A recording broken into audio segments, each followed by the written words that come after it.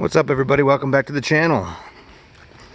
We've gotten a lot of rain, but I've also gotten a lot of help, thankfully. Got all those posts on layout. My buddy Evan was home for a week from Arizona, so he was here. His dad's a general contractor, so it's just great to have skilled help. Put everybody on layout, got all the holes backfilled, and then we did our little mini vacation over last weekend. But then this week, I was able to quickly notch all these and, you know, fill all the notches with that PL flashing and set all the 2x8 beams in. Nobody has been laminated together yet. It's just the big connections at all the posts. And so tomorrow I will be, again, laminating everyone. You know, that's 4 screws every 16 inches all the way down. This beam, this beam, this beam, and I actually never got this one, so that's 5 screws every 16 inches. I'll get all those in.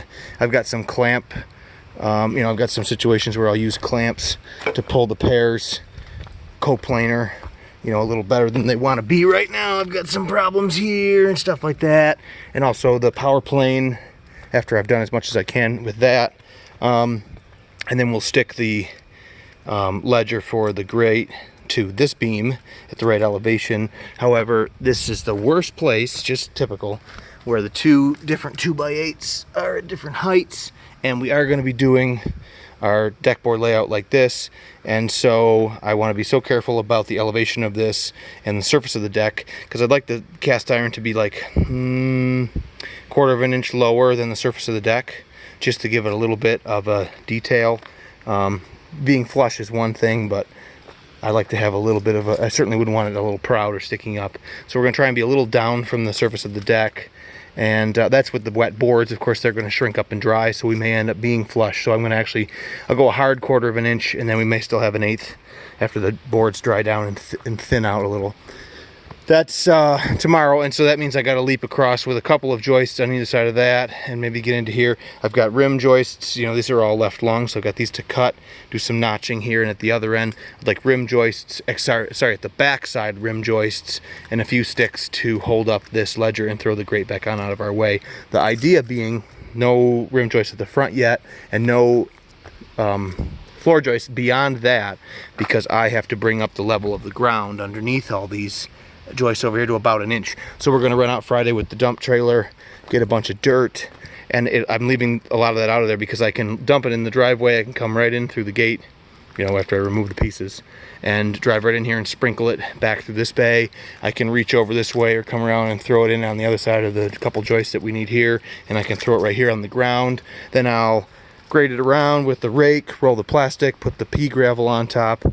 And because we've got to add so much out here as like a berm and all the way around, I'm not going to add all of that much inside because there's no point.